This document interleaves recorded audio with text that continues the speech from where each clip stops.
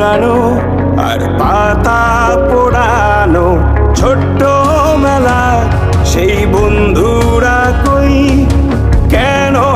আমি আর সেই আমি নই আজ অনেক বছর পরে খুঁজে ফিরি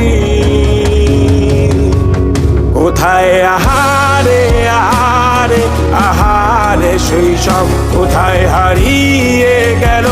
যে আহারে কৈশব কোথায় আহারে আহারে আহারে শৈশব কোথায় হারিয়ে গেল